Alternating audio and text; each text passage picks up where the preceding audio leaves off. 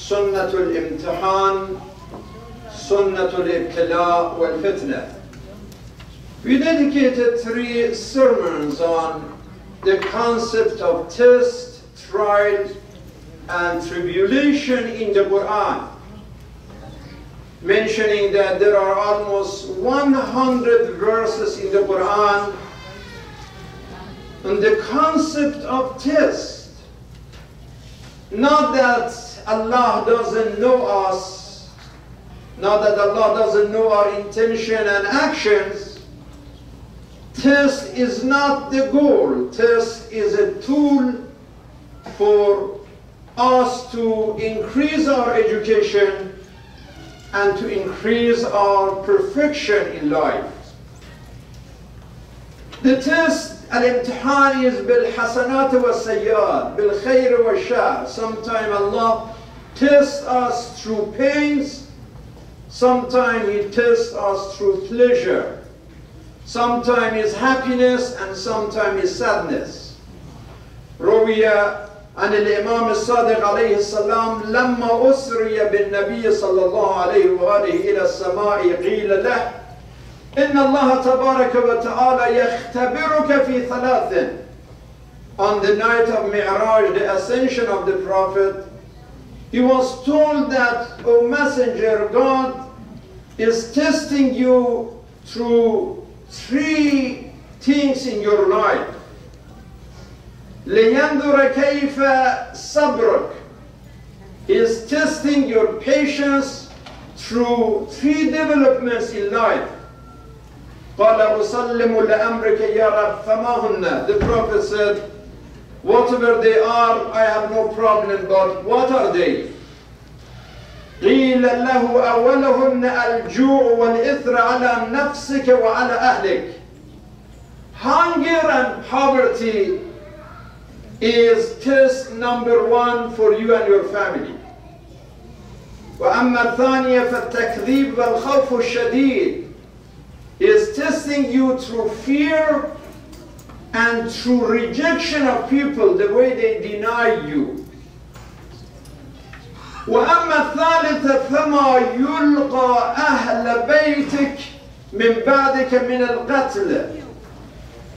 The persecution and suffering that your family will go through.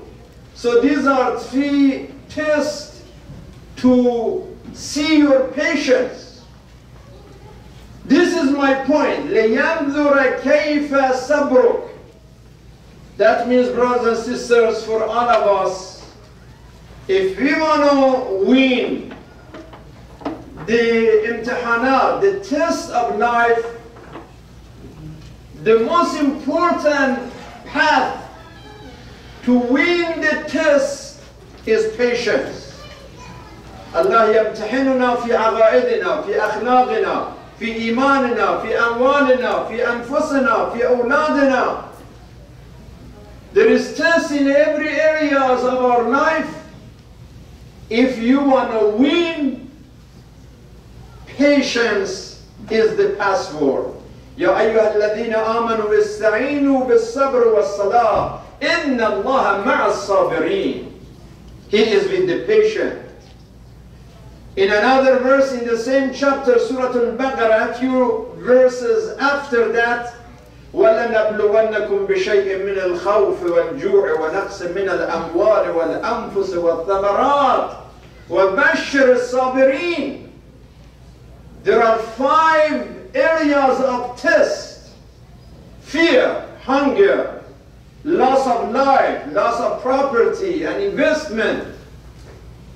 If you go through all of this and still you are under the control of your mind and your faith, then Bashar al-Sabirin, you are receiving a bishara from Allah subhanahu wa ta'ala. Even in the imtihan and test of Nabi Ibrahim, when he talked to his son Ishmael, and he told him that he saw in his dream that he had to sacrifice him. What was the answer? يا أبت افعل ما تؤمر ستجدني إن شاء الله من الصابرين. I will win this test because I am sabir, I am patient. This is why the Holy Prophet, peace be upon him, said, عليكم بالصبر فإن الصبر من الإيمان كالرأس من الجسد ولا خير في جسد لا رأس معه ولا في إيمان لا صبر معه. The position of patience in your faith is like the position of head in your body. What is body without head? There is no life in it. This is the same thing of faith without patience.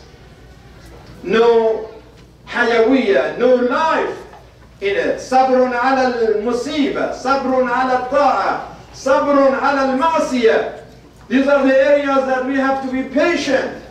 When we are dealing with disasters, when we deal with disobedience, there is an opportunity of making a sin. How we resist this disobedience. And also the area of duties. Disasters, disobedience, and duties. These are three areas of main areas of patience.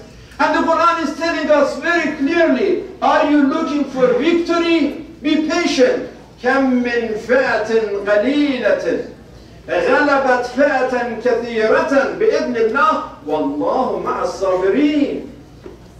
If you practice patience, even if you are 20 people and you are facing 200 people, still you are going to win. If you march through the path of patience. إِيَّكُمْ مِنْكُمْ عِشْرُونَ صَابِرُونَ يَغْلِبُ مَئَتَيْنِ means one person can overcome 10 people through patience. So for our young generation, you want to be successful in your life? You want to have a healthy life? You want to have a happy life? Do you want to have a spiritual life? Do you want to be strong in your life? Do you want to be prosperous in your life? Do you want to be free in your life? The pathway for all of these areas of success in your life is your patience. So be patient to be healthy, to be happy, to be powerful, to be prosperous, to be free, to be dignified. The Quran is telling us the story of Moses and his community where قُلْتُمْ يَا مُوسَى لَن نَصْبِرَ عَلَى طَعَامٍ وَاحِدٍ. The community of Moses said, we are sick and tired of eating the same food all the time. فَادْعُ لَنَا رَبَّكَ يُخْرِجْ لَنَا مِمَّا تُنْبِتُ الْأَرْضِ مِنْ بَقْلِهَا وَقِثَّائِهَا وَفُومِهَا وَعَدَسِهَا وَبَصَلِهَا. We want to have some tabbouleh, we want to have some fatouche. I mean, we are tired of the same food all the time. Ask your Lord, what about herb? What about cucumber? What about lentils? What about onions? Let us have some vegetables. We want to make salad and we want to make soup and we want to have different food. And he answered, قال أتستبدلون الذي هو أدنى بالذي هو خير اهبطوا مصرا فإن لكم ما سألتم. If you are going to have just food, if your food is the focus of your life, go to Pharaoh. Pharaoh had all the food, but you don't have freedom there. So you choose between diversity in food or your freedom. If you want to have food, ارجع إلى مصر, go to Pharaoh. But if you are looking for freedom, then you have to be patient. I cannot have all of these things that you are asking at this time. You have to be patient. Brothers and sisters, patience does not mean to be passive. Patience not to be scared. Patience not to be silent. Patience is not to be weak. When we are talking about patience, we are talking about maturity. We are talking about determination. We are talking about wisdom. As Luqman told his son, يا بني أقم الصلاة وأمر بالمعروف وانهى عن المنكر واصبر على ما أصابك إن ذلك من عزم الأمور. When you want to do your duty in your life, you have to go through struggles. But in order to be strong and victorious in your struggle, you have to be patient. And it says patience is azmul umur. The meaning of patience is to be determined in the areas of your life. Unfortunately, we live in a world in the absence, free of patience, empty of patience. In all areas. Look at our families, look at relationship with husband and wife, look at relationship with parents and children, neighbor and neighbor, among the community members, among the countries and nations. In a world empty of patience, an impatient world, that is the problem of our world. And when you see all of this violence and racism and stereotyping, intolerance is coming from impatience. You have somebody like Donald Trump. He is the president of the most powerful country of the world. I mean, in theory, Trump is the most powerful person on this planet, right? From political point of view. But because of impatience, he is one of the weakest individuals on this earth. Because he is not able to apply patience in his policies. He's talking about fire and fury against other countries and against other nations. That is weakness.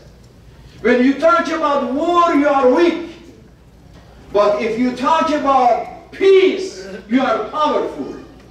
The power comes through peace, not war. Of course, when you have a weapon, it's much easier to fight rather than be patient.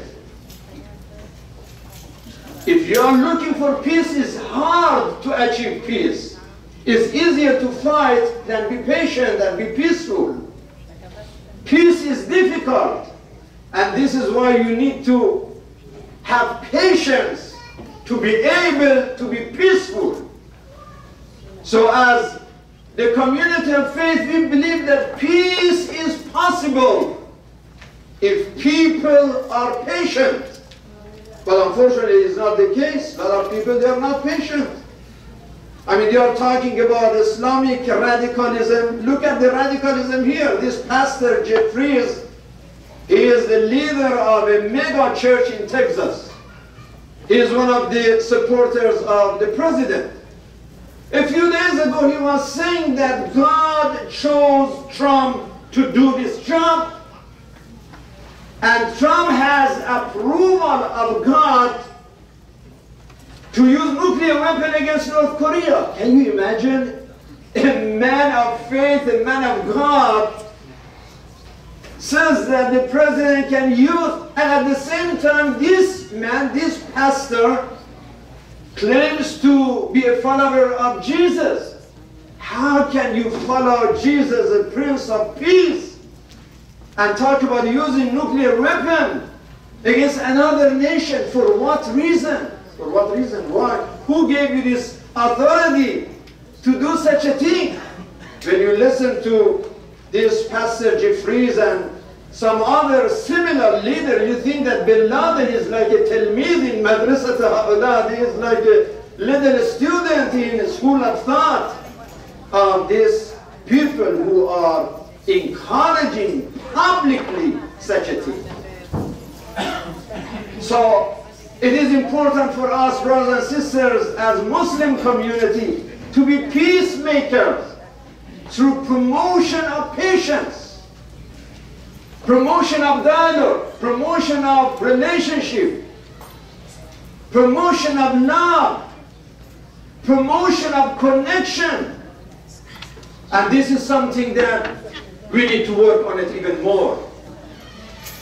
When we see that millions of people in this country, they march to support the Muslim community and other communities who are target of stereotype and prejudice and hatred and racism and discrimination, They are fighting for us, but then we are not there. That is not a good sign. I mean, many times I go to some of these gatherings, and I'm not the only imam, I'm the only Muslim in that gathering. I mean, I was just in front of the library a few days ago, that they were against this supremacists and other races and forces of hatred. I mean, half of Dearborn are Muslim community, and I suggest a few of us in front of the library. It's like 5 minutes driving from anywhere to Dearborn, from Dearborn to get to the library. We must show participation as Muslim community. It is not good that some people come and fight for our cause, but we are not there. So after a while they say, if they don't care about themselves, why should we care for them? Why should we do such a thing? When we have that girl from that honorable family hit her hair, she was killed. When James Alex, this racist guy, promoter of the cause of KKK and neo-Nazis and this alt-right, she was killed.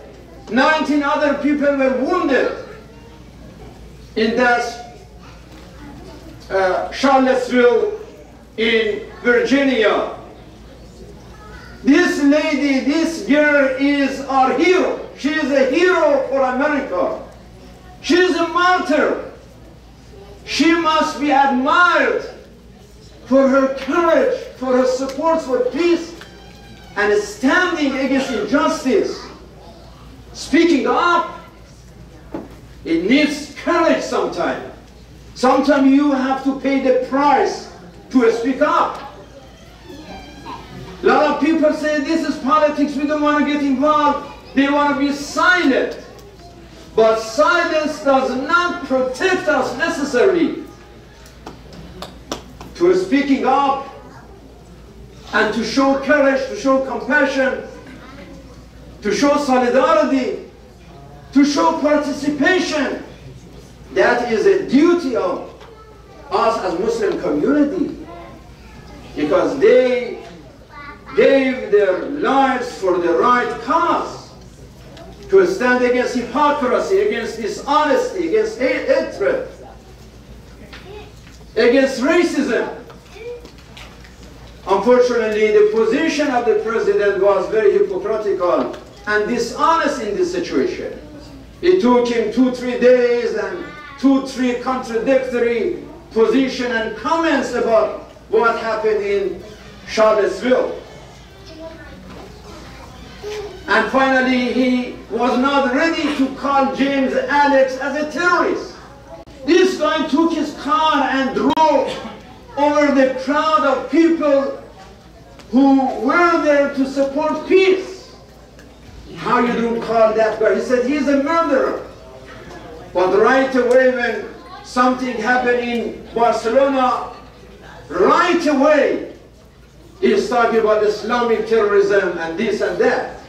I said it in front of the people the other day. I said, when 9/11 happened, we as Muslim community, we said that we condemn Al-Qaeda, we condemn ISIS, whether it is in Charlottesville, whether it is Barcelona, whether it is in Herat. By the way, Trump never talked about Herat. I mean, last week in 2 areas in Afghanistan, the mosques were attacked. More than 100 people were killed or wounded. 49 Muslim girls from one village in Afghanistan were hijacked. We don't know where the girls are yet. And nobody talks about that.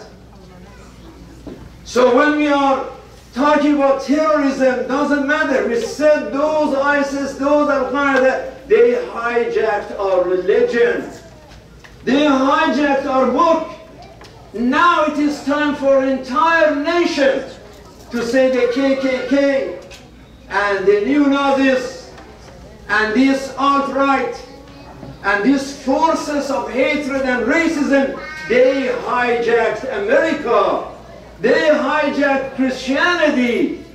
They hijacked Republican Party.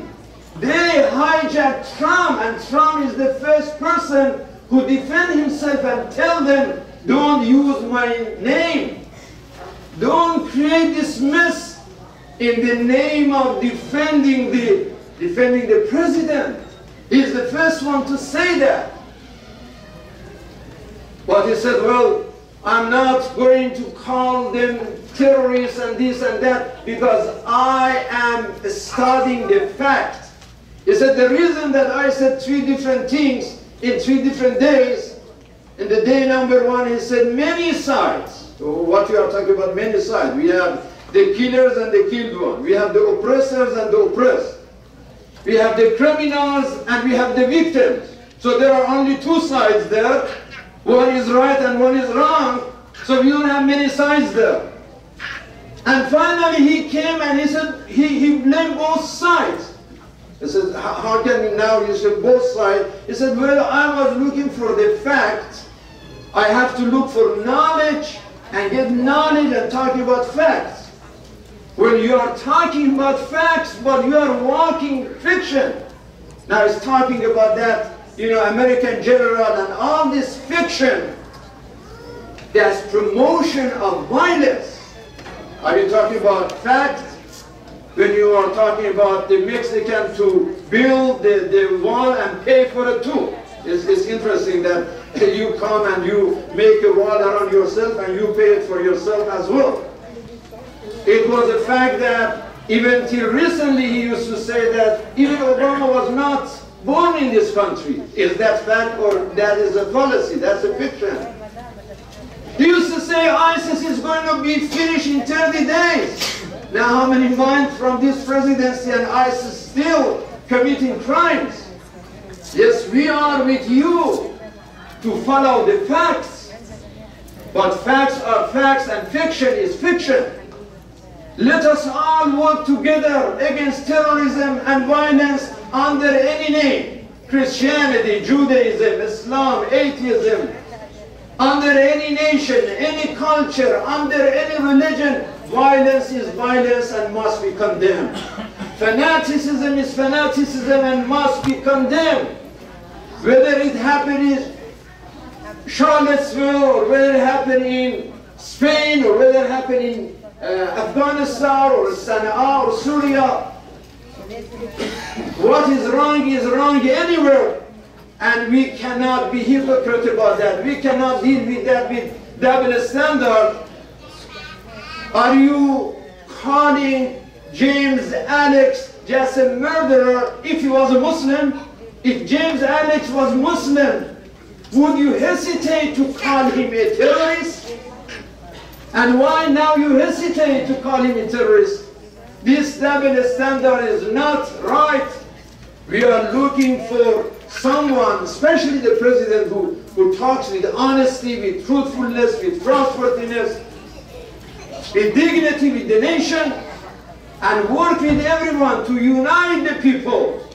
So brothers and sisters, this is our duty as Muslim community to participate. This is a good opportunity, although it's very tragic. There is Islamophobia, there is racism, anti-Semitism, everything is going on. It's a bad situation, but it is a good situation because Muslim community, we have a chance to join the rest of the nation and work for justice, work for freedom, work for peace, work for unity, show cooperation. You have to be sensitive about that. I don't want to be the only one always go to the Christian, go to the Sunnis. We have the Sunni Imams here. Everybody knows my position about the Saudi Arabia. There are a lot of the Sunni Imams, they don't like me because they say, no, you always talking about Saudi Arabia, stop that. So how can, why does that bother you? Just because you Sunni, you think that Saudi Arabia represents all the Sunnis. They said, no, we don't believe in that. I said, so why that bothers you? A country that has no compassion, neither for Sunni nor Shia. I mean, fighting now Qatar. They were practicing how to shoot the Qatar airplane, civilian airplane. I mean, what is this? So they don't like me to just, focus on the corruption of this kingdom.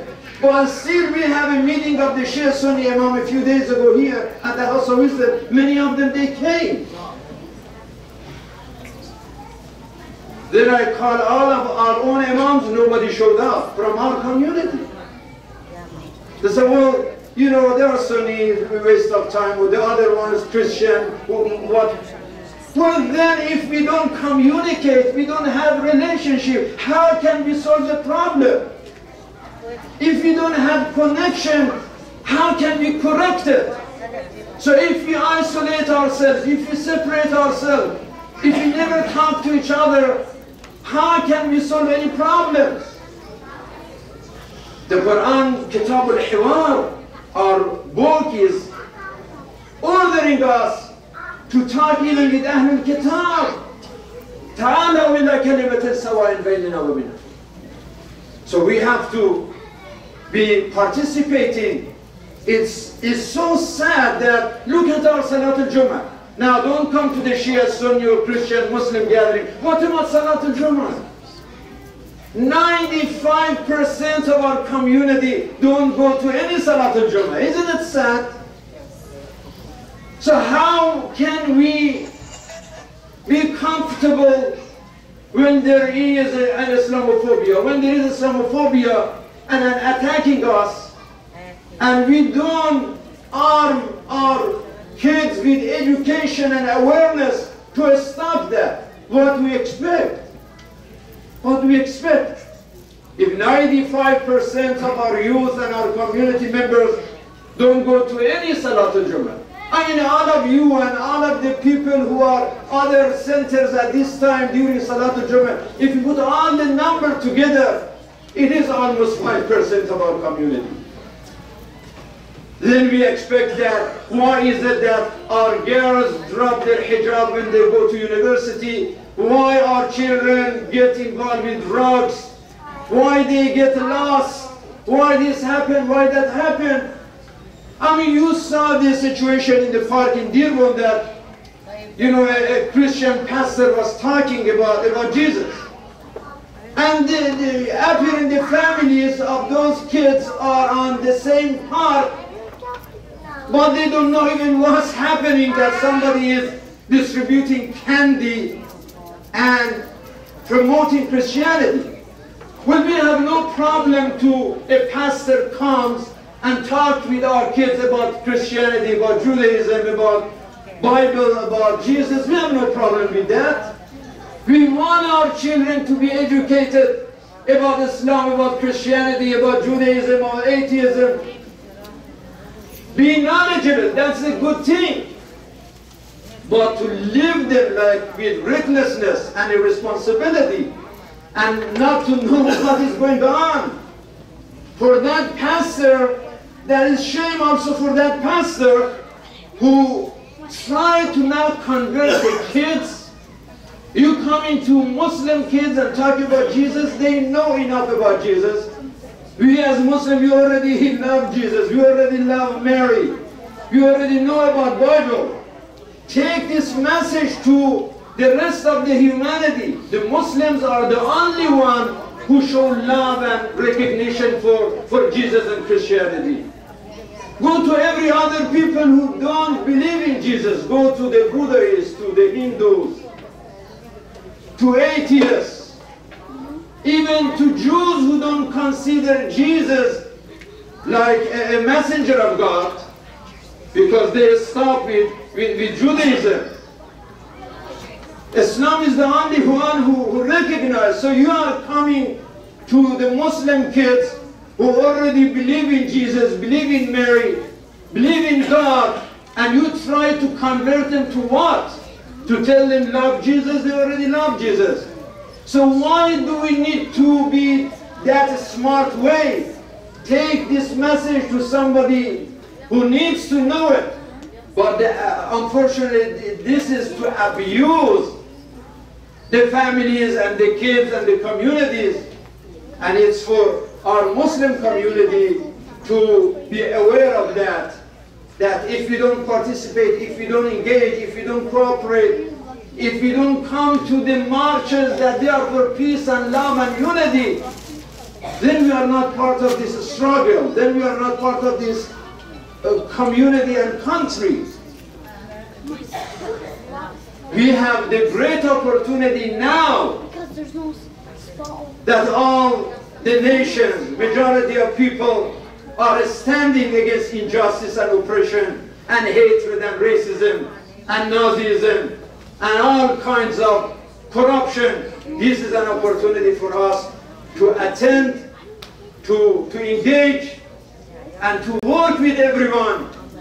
So we invest on this situation for our future. We strengthen our future. We strengthen our faith and community with this participation. I know, brothers and sisters, that there are a lot to add, and the time of khutbah is short. Somebody asked me about this khusuf shams, the eclipse that's coming on Monday. So be careful you don't look at sun on Monday. And you already know scientifically how dangerous it is to look at the sun during the eclipse. And you know how to do the Salatul Ayat when the eclipse starts. We must start Salatul Ayat right away. That means if it is at what time? Like 1 o'clock on Monday, we have to start Salatul Ayat at 1 o'clock. We thought here at the House of Wisdom to have Salatul Ayat Jama'atan. Let us have a group prayer, because some people get confused. There are 5 ruku on Rakatul Ula and 5 rukus in Rakatul Thaniya. How to do 5 ruku'at here and 5 ruku'at there, and how to handle and how to do Salatul Ayat. It is not complicated, it's simple. But if we do it in Jama'ah, it's not confusing at all. So let us meet here at the House of Wisdom on Monday, like half an hour before the eclipse, before Khusuf Shams. Like if we meet here at 12:30, we have a little chance to talk about this amazing development in the nature. We talk about it, and inshallah we do Salatul Ayat all together on Monday. And if you were more patient, you can stay here, even do Salatul Dhuhr, Salatul Asr, also Jama'atan. Sallu ala Muhammad wa ala Muhammad. Bismillah ar-Rahman ar-Rahim. Wal asr inna al-insana lafi khusr illa alladhina amanu wa amilu as-salihat wa tawasaw bil haqqi wa tawasaw bis sabr. وإلى الصلاة إن الصلاة تنهى عن الفحشاء والمنكر والسلام عليكم ورحمة الله وبركاته.